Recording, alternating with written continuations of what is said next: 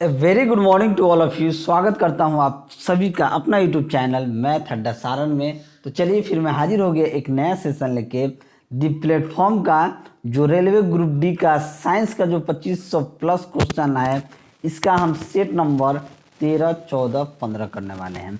इसमें जितना भी प्रश्न आपको देखने को मिलेंगे सभी रेलवे ग्रुप डी 2018 में पूछे गए विज्ञान से प्रश्न हैं और उम्मीद है कि 2022 में भी इससे मैक्सिमम क्वेश्चन जो है रिपीट किए जाएंगे। तो चलिए, अगर आप हमारे चैनल पर नए हैं तो चैनल को सब्सक्राइब कर लीजिए, साथ ही साथ बेल आइकन को दबा लीजिए ताकि हम कोई भी वीडियो अपलोड करें उसका नोटिफिकेशन आप सभी को मिलता रहे। और मैं इसका प्लेलिस्ट 2500 प्लस साइंस के नाम से बना दे रहा हूँ। आप वहाँ से अगर आप नहीं देखे हैं 12 तक तो आप वहाँ से जाकर देख सकते हैं। तो चलिए बिना टाइम वेस्ट की क्लास को शुरू करते हैं और वीडियो अच्छा लगे तो लाइक ज़रूर कीजिएगा। चलिए, आज का पहला क्वेश्चन आपके सामने ये रहा। पहला क्वेश्चन है कि जीवाश्म ईंधन जलने पर मुक्त कार्बन, नाइट्रोजन और सल्फर के ऑक्साइड कहलाते हैं। ये क्यों कहलाते हैं? देखिए, जब भी जीवाश्म ईंधन जो है जलता है तो मुक्त कार्बन, नाइट्रोजन और सल्फर के ऑक्साइड क्या कहलाते हैं? अम्लीय कहलाते हैं। क्या कहलाते हैं? अम्लीय कहलाते हैं। इसका कारण क्या है? जीवाश्म जो होता है, जीवाश्म ईंधन जो होता है ये परतदार चट्टान से बना होता है। क्या होता है? परतदार चट्टान से बना होता है। और जिन अम्ल में, कोई भी अम्ल में हाइड्रोजन ऑक्सीजन दोनों जब उपस्थित रहते हैं तो उन्हें हम क्या कहते हैं कि ये ऑक्सी अम्ल होते हैं। तो ये मान के चले कि जीवाश्म ईंधन जलने पर जो मुक्त कार्बन है, नाइट्रोजन और सल्फर के ऑक्साइड क्या कहलाते हैं? अम्लीय ऑक्साइड कहलाते हैं। तो ऑप्शन ए आपका राइट आंसर हो जाएगा। गैल्वेनोमीटर प्रयुक्त होता है। गैल्वेनोमीटर किसके लिए प्रयुक्त होता है? ये विद्युत धारा की दिशा ज्ञात करने के लिए, विद्युत धारा की दिशा को ज्ञात करने के लिए गैल्वेनोमीटर का उपयोग किया जाता है। देखिए, बहुत सारा जैसे मेगाफोन, इसके द्वारा ध्वनि को दूर स्थान पर ले जाया जाता है। पायरोमीटर दूर स्थित वस्तुओं का ताप ज्ञात करने के लिए किया जाता है। स्पीडोमीटर जो होता है वो कार ट्रक में यानी गति प्रदर्शित करने में होता है। और जो है क्या नाम, ओडोमीटर होता है, पहिया वाली गाड़ी द्वारा चलित, उसको जो दूरी मापा जाता है। जब आप मोटरसाइकिल चलाते हैं आप तो किलोमीटर जो आपको दिखता है कि इतना किलोमीटर आपकी गाड़ी चला, ये सब ओडोमीटर के ही कारण दिखता है। और गैल्वेनोमीटर का काम होता है विद्युत धारा की दिशा को ज्ञात करना। तो ऑप्शन बी आपका सही उत्तर हो जाएगा। अगला प्रश्न है कि एक ट्रक किनारे से फिसलकर 0.8 सेकेंड में जमीन पर गिर जाता है तो किनारा जमीन से कितना ऊंचा होगा, जबकि जी का मान आपको 10 मीटर लेना है। देखिए, ग्रुप डी में न्यूमेरिकल बहुत पूछता है। कम से कम 5 से 6 क्वेश्चन, कभी कभी 5 से 6, कभी 7 क्वेश्चन तक न्यूमेरिकल जो है पूछ लेता है। तो न्यूमेरिकल पे ध्यान देना है। यहाँ एच पूछ रहा है तो एच बराबर क्या होता है? Half G T square. क्या हो जाएगा? 1/2। जी का मान आपको 10 लेना है, टी का मान 0.8 है तो 0.8 गुना 0.8, ये हो जाएगा 8 हो जाएगा। और 2 से इसको काट देंगे तो 0.4 हो जाएगा। 8 चौक 32 यानी 3.2 मीटर हो जाएगा। 3.2 मीटर यानी कि ऑप्शन डी जो है आपका सही उत्तर हो जाएगा।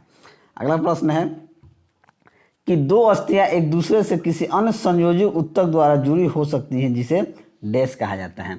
जब दो अस्थियां एक दूसरे से किसी अन्य संयोजी ऊतक द्वारा जुड़ी हो सकती हैं, इसे हम लोग क्या कहते हैं?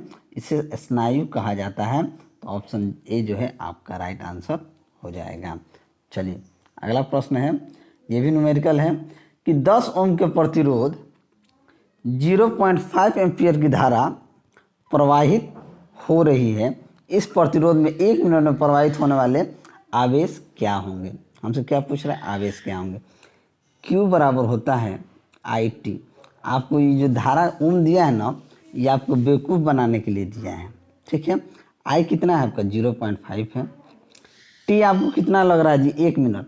मिनट को सबसे पहले क्या करना है? सेकेंड में बदलना है तो 60 सेकेंड। तो ये कितना हो जाएगा? 6 5 30, कितना कूलाम हो जाएगा? ये आपका 3 कूलाम हो जाएगा।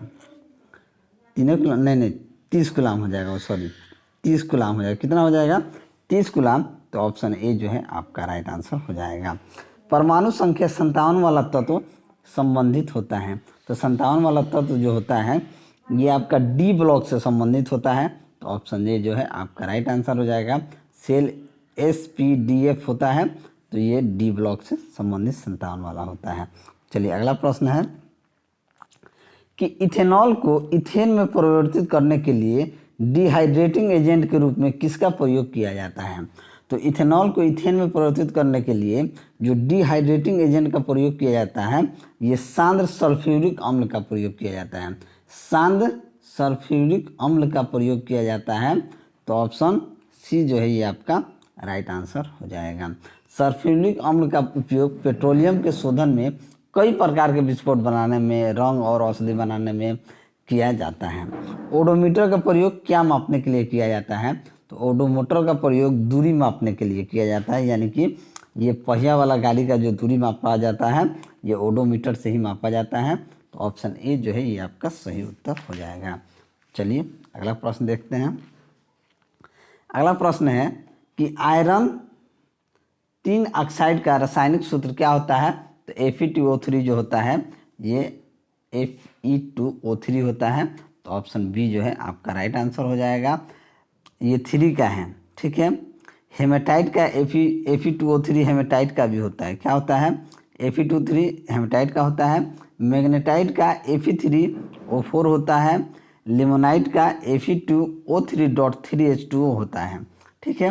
35, 53 और 85 की परमाणु संख्या के तत्व क्या होते हैं। तो ये हैलोजन होते हैं। तो ऑप्शन ए जो है आपका राइट आंसर हो जाएगा। हैलोजन ग्रीक भाषा का शब्द है जिसका अर्थ होता है लवण उत्पादक होना, ठीक है। और हैलोजन सदस्यों को आवर्त सारणी के वर्ग 17 में रखा गया है। अगला प्रश्न है कि किसी बंदूक से बुलेट दागे जाने पर बुलेट की गतिज ऊर्जा डैश होती है। तो अगर डालिएगा तो बंदूक की तुलना में बुलेट की गतिज ऊर्जा क्या हो जाएगी, अधिक हो जाएगी। तो ऑप्शन सी जो है आपका राइट आंसर हो जाएगा। गतिज ऊर्जा क्या होता है, किसी वस्तु में गतिज के कारण जो कार्य करने की क्षमता आ जाती है उसे इस वस्तु का गतिज ऊर्जा कहा जाता है। अगला प्रश्न है कि घर्षण बल डैश कार्य करता है। घर्षण बल क्या कार्य करता है। तो दिशा के विपरीत, मान लीजिए कोई वस्तु आप इधर ढकेल रहे हैं तो घर्षण आपका इधर काम करेगा, यानी कि दिशा, बल की दिशा के विपरीत काम करता है। तो ऑप्शन डी आपका सही उत्तर हो जाएगा। अगला प्रश्न है कि किसी वस्तु को मुख्य फोकस पर रखने पर अभिसारी दर्पण द्वारा निर्मित प्रतिबिंब का आकार क्या होता है। तो वो आपका आकार अत्यधिक आवर्धित हो जाता है। तो ऑप्शन ए जो है आपका राइट आंसर हो जाएगा। किसी लेंस की आवर्धन क्षमता एक अनुपात है जो कि प्रतिबिंब द्वारा आंख पर बनाए गए दर्शन कोण और स्पष्ट दृष्टि के न्यूनतम दूरी पर रखी गई वस्तु द्वारा आंख पर बनाए दर्शन कोण के बीच होता है। गर्भाशय में भ्रूण को पोषण प्रदान करने वाला उत्तक कौन होता है। तो गर्भाशय में भ्रूण को जो पोषण प्रदान करने वाला उत्तक होता है इसे प्लेसेंटा कहा जाता है। क्या कहा जाता है, प्लेसेंटा कहा जाता है। तो ऑप्शन डी जो है आपका राइट आंसर हो जाएगा। अगला प्रश्न है कि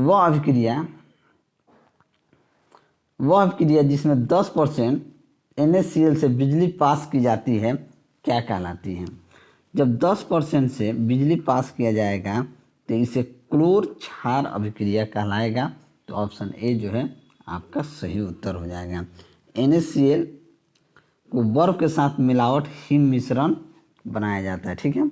यदि एक आयरन जिस पर 1000 वाट अंकित है तो प्रतिदिन 3 घंटे चलाया जाता है तो उसके द्वारा 30 दिन में उपयुक्त कुल ऊर्जा क्या होगी। अब देखिए 30 दिन अगर चलाया जाएगा, 1000 वाट है, 1000 वाट की बात की जाए, क्लियर करते हैं इसको। 1000 वाट का मतलब हो गया 1 किलोवाट आवर। अगर इसे 3 यूनिट 3 घंटा डेली चलाया जाएगा तो गुना 3 कर देंगे तो कितना हो जाएगा, 3 किलो वाट आवर हो जाएगा। अगर इसे 30 दिन चलाएंगे तो कितना हो जाएगा, 90 किलो वाट आवर हो जाएगा। तो ऑप्शन डी जो है आपका क्या हो जाएगा, सही हो जाएगा।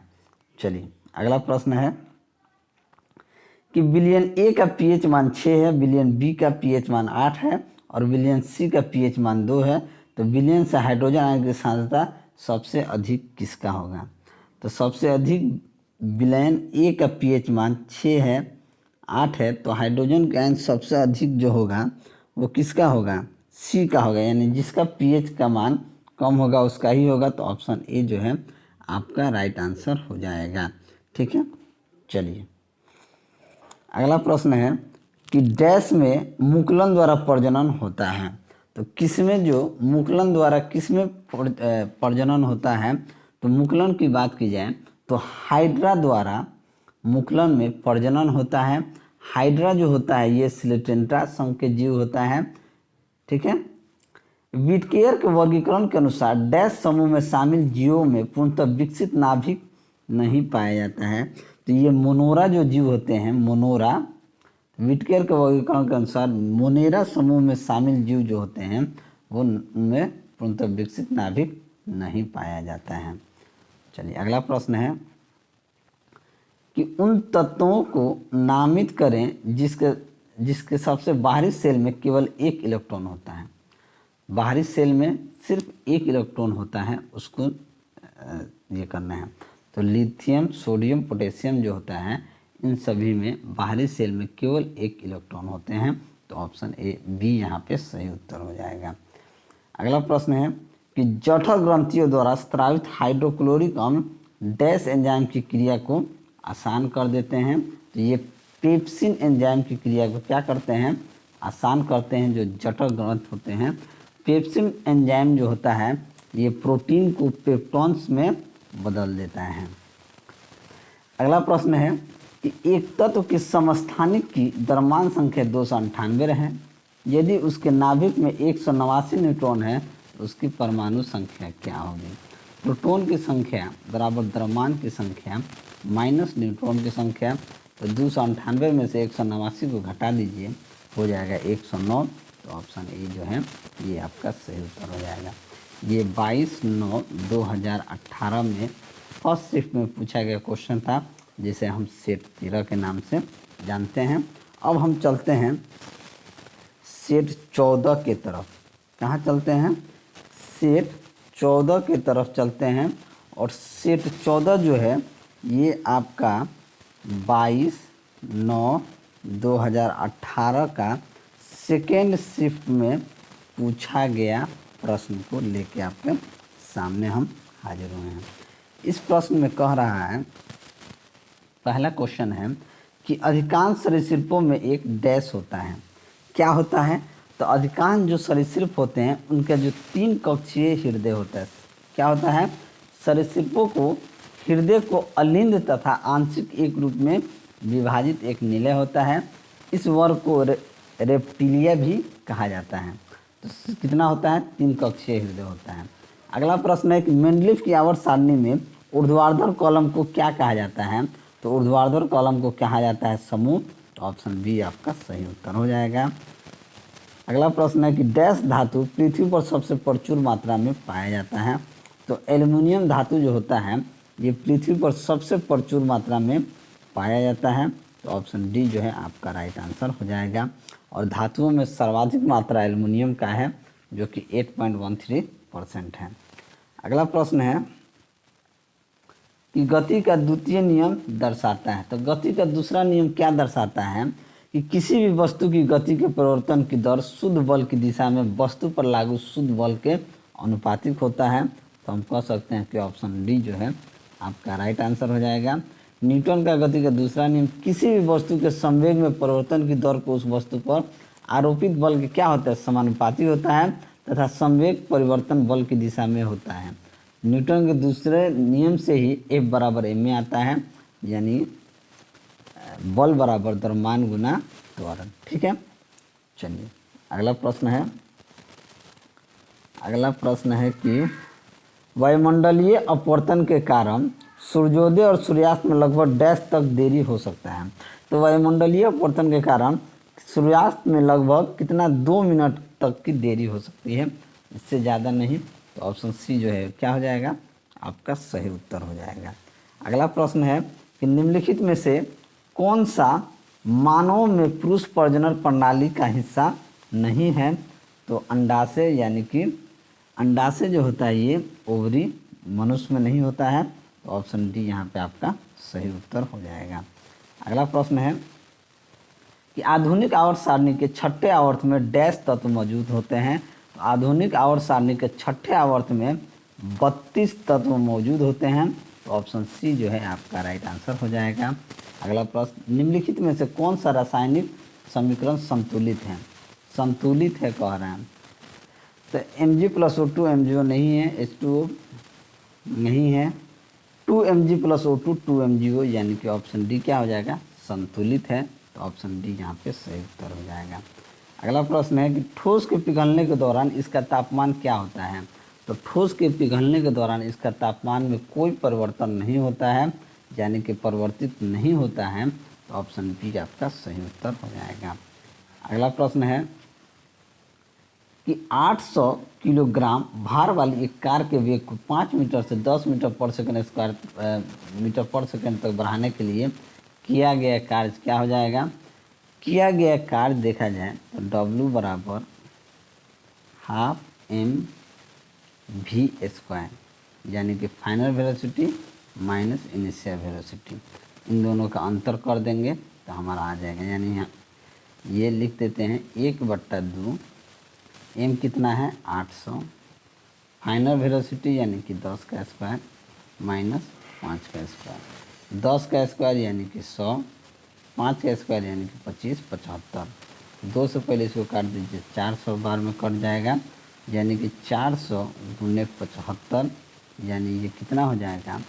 400 गुने 75, 75 यानी कि 30,000 जूल, 30,000 जूल, यानी कह सकते हैं 30 किलो जूल, तो ऑप्शन बी जो है आपका सही उत्तर हो जाएगा। चलिए आगे बढ़ते हैं कि दो बल्बों में से एक दूसरे की तुलना में अधिक चमकता है, कौन से बल्ब का प्रतिरोध उच्च होगा? दो बल्ब में से अगर एक दूसरे की तुलना में अधिक चमकता है तो जो डिम बल्ब होगा उसका प्रतिरोध जो होगा ये उच्च होगा, तो ऑप्शन डी जो है आपका राइट आंसर हो जाएगा। देखिए, किसी भी चालक में जो विद्युत धारा के प्रवाहित होने पर चालक के परमाणु तथा अन्य कारकों द्वारा उत्पन्न किए गए व्यवधान को ही चालक प्रतिरोध कहा जाता है। और जिस बल्ब का प्रतिरोध जितना अधिक होगा वह बल्ब उतना ही कम चमकेगा, जिसका प्रतिरोध ज़्यादा होगा वह कम चमकेगा। और प्रतिरोध कम होने से विद्युत ऊर्जा का अधिक भाग जो होता है प्रकाश ऊर्जा में बदल जाता है, और जिसका प्रतिरोध अधिक होना होगा विद्युत ऊर्जा का अधिक भाग ऊष्मा ऊर्जा में बदल जाता है, जिसके कारण कम भाग क्या होता है? प्रकाश ऊर्जा में हो जाता है। तो ये एक चीज़ याद रखिएगा, जिस बल्ब का प्रतिरोध जितना अधिक होगा वह बल्ब उतना ही कम चमकेगा। अगला प्रश्न है कि निम्नलिखित में से कौन सा एक ऊर्ध्वपातक पदार्थ नहीं है? ऊर्ध्वपातक पदार्थ की बात की जाए तो सोडियम सल्फेट जो होता है ये ऊर्ध्वपातक पदार्थ नहीं होता है, तो ऑप्शन ए आपका राइट आंसर हो जाएगा। एक वस्तु को एक उत्तल दर्पण के सामने अनंत और दर्पण के ध्रुव के बीच स्थित एक बिंदु पर रखा जाता है, तो निर्मित होने वाली छवि जो होगी वो क्या होगी? वो आभासी और छोटा हो जाएगा, तो ऑप्शन ए जो है आपका सही उत्तर हो जाएगा। अगला प्रश्न है कि 5.6 किलोवाट आवर में कितना होगा? 1 किलोवाट आवर में 3.6 इंटू 10⁻6 जूल होता है, तो इसमें 3.6 में 5.6 से गुना कर देंगे तो ये आपका हो जाएगा 20.16 इंटू 10⁻6 जूल, तो ऑप्शन ए आपका क्या हो जाएगा? सही उत्तर हो जाएगा। चलिए, निम्नलिखित में से किसकी विद्युत प्रतिरोधकता सबसे कम है? विद्युत प्रतिरोधकता जो है सबसे कम किसका है? सिल्वर का, निकोम का। देखिए, सिल्वर जो होता है ना, सिल्वर का विद्युत प्रतिरोधकता जो होता है सबसे कम होता है। क्या होता है? सबसे कम होता है, तो ऑप्शन ए आपका सही उत्तर हो जाएगा। आगे बढ़ते हैं। अगला प्रश्न है कि एक संपीड़ित स्प्रिंग में डैश ऊर्जा होती है। संपीड़ित स्प्रिंग में क्या होता है? स्थितिज ऊर्जा होता है, तो ऑप्शन ए आपका सही उत्तर हो जाएगा। और डैश के अनुसार तत्वों के गुणधर्म उनके परमाणु भारों के आवर्ती फलन होते हैं, तो ये मेंडलीफ के आवर्ती नियम के अनुसार तो ऑप्शन डी आपका सही उत्तर हो जाएगा। अगला प्रश्न है कि अमीबा में प्रजनन कैसे होता है। तो अमीबा में प्रजनन जो होता है द्विखंडन द्वारा होता है। तो ऑप्शन डी आपका सही उत्तर हो जाएगा। और निम्नलिखित में से कौन से उत्तक का अंतरकोशिकीय क्षेत्र बड़ा होता है। तो अंतरकोशीय क्षेत्र पैरेन्काइमा जो होता है, पैरेन्काइमा का अंतरकोशीय क्षेत्र बहुत बड़ा होता है। तो ऑप्शन ए यहाँ पे सही उत्तर हो जाएगा। अगला प्रश्न है कि 80 किलोग्राम द्रव्यमान वाली एक वस्तु 60 मीटर पर सेकंड के वेग के साथ गतिमान है। तो वस्तु में उत्पन्न संवेग क्या हो जाएगा। संवेग बराबर क्या होता है, P बराबर होता है mv। 80 को 60 से गुना कर दीजिए, 4800 किलोग्राम मीटर पर सेकंड, यानी कि ऑप्शन ए जो है आपका सही उत्तर हो जाएगा। और एक व्यक्तिगत तंत्रिका कोशिका डैश तक लंबी हो सकती है। तो एक व्यक्तिगत तंत्रिका कोशिका जो होती है ये 100 सेंटीमीटर तक लंबी हो सकती है। तो ऑप्शन सी आपका सही उत्तर हो जाएगा। और अगला प्रश्न देखते हैं कि 2 किलोग्राम भार वाली एक वस्तु 4 मीटर पर सेकंड स्क्वायर के त्वरण से गतिमान है। इस पर लगने वाला शुद्ध बल क्या हो जाएगा। तो F बराबर क्या होता है ma। द्रव्यमान 4 है, 2 किलोग्राम है, त्वरण 4 है, 4 दूना 8 न्यूटन, क्या हो जाएगा 8 न्यूटन हो जाएगा। तो ऑप्शन बी आपका सही उत्तर हो जाएगा। अगला प्रश्न है कि एक गेंद को 20 मीटर पर सेकंड के वेग के साथ ऊर्ध्वाधर फेंका जाता है। 3 सेकंड बाद इसके विस्थापन का मान डैश होगा। मान लीजिए स्मॉल जी का मान 10 मीटर पर सेकंड स्क्वायर ले लीजिए। चलिए अब देखिए ये क्या हो जाएगा, S बराबर ut minus half GT square. Initial में कितना फेंका जाता है 20, समय इसका t कितना लगता है 3 माइनस हाफ g का मान कितना लेना है 10, समय आपको दिया है 3 सेकेंड, यानी कि 3 का स्क्वायर 9, यहाँ डायरेक्ट लिख लेते हैं। 2 से काट देते हैं, 2 5 10, 9 5 45, 20 3 60, 60 माइनस 45 यानी कितना हो जाएगा 15 मीटर हो जाएगा। कितना हो जाएगा 15 मीटर आपका सही उत्तर हो जाएगा। ठीक है, चलिए ये सेट नंबर 14 समाप्त हो गए हैं। अब हम सेट नंबर 15 देखेंगे। सेट नंबर 15 का पहला क्वेश्चन आपके सामने ये रहा। ये आपका 22/9/2018 का थर्ड शिफ्ट में पूछा गया प्रश्न है। अगला प्रश्न है कि निम्नलिखित में से कौन सा घटक एक चालक के प्रतिरोध को प्रभावित नहीं करता है। तो चालक के प्रतिरोध को प्रभावित कौन नहीं करता है। तो दबाव जो होता है ये चालक के प्रतिरोध को प्रभावित नहीं करता है। तो ऑप्शन सी जो है आपका राइट आंसर हो जाएगा। अगला प्रश्न है कि एक निकाय के संवेग में परिवर्तन की दर डैश के समानुपाती होती है। ये उस पर लागू बल जो होता है बल के समानुपाती होती है। संवेग बराबर क्या होता है वेग गुना द्रव्यमान। अगला प्रश्न है कि 30 किलोग्राम द्रव्यमान की एक वस्तु 20 मीटर पर सेकंड की आरंभिक गति से चल रही है। यदि इसके ऊपर 60 न्यूटन का मंदक बल लगाया जाता है तो इसे रुकने में कितना समय लगेगा। यहाँ पे आपका एम कितना है 30 किलोग्राम है, भी कितना है 20 मीटर, एफ कितना लग रहा है 60 न्यूटन का। अब देखिए यहाँ पे आप क्या कीजिएगा, चूँकि एफ बराबर होता है एम ए, लेकिन यहाँ चेंज करेंगे तो एम बराबर क्या कर एम एफ बराबर m into d v by d t, यानी चेंज इन आरंभ गति में चेंज कर रहे हैं। ठीक है, तो यहाँ से डी टी अगर हम निकालेंगे तो डी टी हमारा डी टी इधर आएगा तो इधर आ जाएगा, ये आ जाएगा एम डी वी बट्टा एफ, एम डी वी बट्टा एफ, यानी कि हम डी टी निकाल रहे हैं। ठीक है, तो एम कितना है 30 किलोग्राम है, चेंज कितना हो रहा है वेलोसिटी 20 है, समय कितना लग रहा है आपका, समय नहीं, समय तो हमको निकालना है, फोर्स कितना है तो 60 न्यूटन है, बट्टे में 60, 20 3 60, 3 10 30, यानी कि 10 सेकेंड का अंतर होगा। तो ऑप्शन डी जो होगा ये आपका सही उत्तर हो जाएगा। चलिए अगला प्रश्न है कि अवोगाद्रो संख्या डैश द्वारा निरूपित होती है। तो अवोगाद्रो की संख्या को n0 से निरूपित किया जाता है। तो ऑप्शन बी जो है आपका राइट आंसर हो जाएगा। अवोगाद्रो की संख्या को 6.022 इंटू 10⁻23 अवोगाद्रो का संख्या का जो मान होता है ये होता है। ऑक्सीजन का अणु में डैश होता है। तो ऑक्सीजन का अणु में दोहरा सहसंयोजक बंध होता है। तो ऑप्शन ए आपका राइट आंसर हो जाएगा। प्रतिध्वनि डैश के कारण सुनाई देती है। तो प्रतिध्वनि जो होती है ध्वनि तरंगों के परावर्तन के कारण होता है। तो ऑप्शन सी जो है आपका सही उत्तर हो जाएगा। अगला प्रश्न है प्रतिध्वनि क्या होता है? जैसे आप चिल्लाएं हेलो, वो आवाज़ गूंजा hello hello hello, mic testing करता है लोग, वो प्रतिध्वनि होता है। चलिए, जंतु कोशिकाओं में वृक्क को यांत्रिक समर्थन प्रदान करने के लिए डैश एपिथीलियम इसकी आंतरिक परत निर्मित करता है। तो कौन करता है? आयतफलकी यानी क्यूबेडाइल जो होता है यही करता है। तो ऑप्शन डी आपका सही उत्तर हो जाएगा। और परमाणु संख्या 58 वाला लेंथेनाइड श्रृंखला का जो तत्व होता है वो क्या होता है? वो सीरियम होता है। तो ऑप्शन बी जो है आपका सही उत्तर हो जाएगा।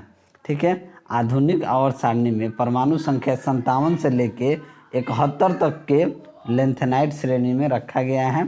तो ऑप्शन बी यहाँ पे आपका सही उत्तर होगा। अगला प्रश्न है कि डैश में पतली कोशिका भित्ति के साथ अपेक्षाकृत अवशिष्ट कोशिकाएं होती हैं। तो ये जो होती हैं पेरेन्काइमा जो होता है, पेरेन्काइमा में पतली कोशिका भित्ति के साथ अपेक्षाकृत अवशिष्ट कोशिकाएं होती हैं। तो ऑप्शन बी आपका सही उत्तर हो जाएगा। और 20 किलोवाट के इंजन द्वारा 10 सेकेंड में किया गया अधिकतम कार्य कितना होगा? तो कार्य बराबर क्या होता है? शक्ति गुना समय, यानी कि W बराबर P इंटू टी, यानी कि 20 गुना 10 200 किलो जूल। तो ऑप्शन डी जो है ये आपका राइट आंसर हो जाएगा।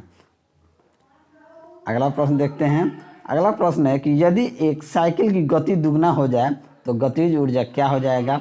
गतिज ऊर्जा होता है हाफ mv²। अगर गतिज को दुगना कीजिएगा तो ये कितना गुना हो जाएगा? 4 गुना हो जाएगा। जैसे हाफ m 2 का 4, ये क्या हो जाएगा? 4 गुना हो जाएगा। तो ऑप्शन बी सी जो है ये आपका सही उत्तर हो जाएगा। अगला प्रश्न है कि यदि किसी गतिमान वस्तु पर कोई बल आरोपित नहीं है तो ये किसके कारण रुक जाएगा? अगर किसी पे नहीं है तो वो घर्षण के कारण, मान लीजिए कोई वस्तु आप धक्का दे रहे हैं तो वो चलता जाएगा। अगर मान लीजिए घर्षण होगा, अगर गतिमान नहीं है तो ये घर्षण के कारण रुकेगा। बात समझ रहे हैं? तो ऑप्शन ए यहाँ पे सही उत्तर हो जाएगा। अगला प्रश्न है कि डैश यौन संक्रमित बीमारी नहीं है।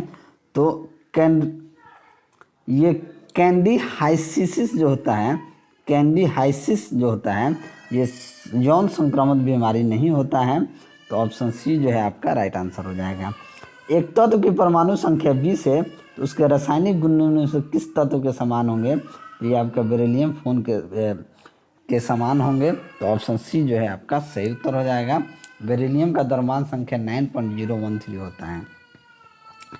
डैश एक उभयलिंगी पुष्प होता है। तो पपीता जो होता है ये एक उभयलिंगी पुष्प होता है। ठीक है, तो ऑप्शन बी यहाँ पे आपका सही उत्तर हो जाएगा। और रेडियो द्वारा उत्पन्न ध्वनि डैश से बढ़ती है। तो रेडियो द्वारा उत्पन्न ध्वनि जो होती है ये आयाम से बढ़ता है। किससे बढ़ता है? आयाम से बढ़ता है। तो ऑप्शन ए जो है आपका सही उत्तर हो जाएगा। और डैश आधुनिक आवर्त सारणी के समूह 1 में मौजूद एकमात्र अधातु है। तो हाइड्रोजन जो है ये आवर्त सारणी के समूह 1 में मौजूद एकमात्र अधातु है। तो ऑप्शन डी यहाँ पे आपका सही उत्तर हो जाएगा। और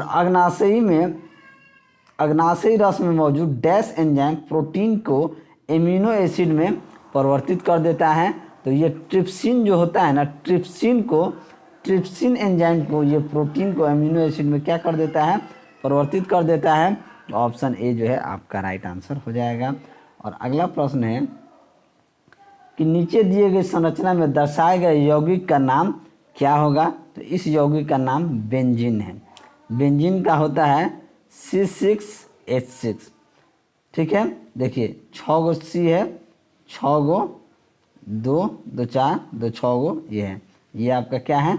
बेंजीन है। ठीक है, चलिए अगला प्रश्न देखते हैं। अगला प्रश्न है कि फेनोल्फथलीन को सिरके में डालने पर घोल डैश हो जाता है। तो फेनोल्फथलीन को सिरके में डालने पर घोल जो होता है रंगहीन हो जाता है। तो ऑप्शन सी जो है आपका सही उत्तर हो जाएगा। और धोवन सोडे की हाइड्रोक्लोरिक अम्ल के साथ अभिक्रिया कराने पर डैश गैस निकलती है। तो कार्बन डाइऑक्साइड गैस जो है ये आपका निकलता है। तो ऑप्शन बी आपका सही उत्तर हो जाएगा। और डैश एक एक्टिनाइड नहीं है। तो टर्बियम जो होता है ये एक्टेनाइड नहीं होता है, तो ऑप्शन बी जो है आपका राइट आंसर हो जाएगा। और ये अंतिम क्वेश्चन देखते हैं कि डैश की रासायनिक विशेषताएं एक समान होती है परंतु परमाणु द्रव्यमान भिन्न होता है। तो समस्थानिक जो होता है, समस्थानिक की रासायनिक विशेषताएं जो होती हैं एक समान होती हैं, लेकिन परंतु क्या होता है, परमाणु द्रव्यमान जो होता है भिन्न भिन्न होता है। तो ऑप्शन सी जो है आपका सही उत्तर हो जाएगा। तो चलिए, अगर आप सभी को मेरा वीडियो अच्छा लगा तो वीडियो को लाइक कर दीजिए, दोस्तों में शेयर कर दीजिए। अगर आप चैनल पर नए हैं तो चैनल को सब्सक्राइब जरूर कर दीजिए। चलिए मिलते हैं अगले सेशन में, तब तक के लिए जय हिंद।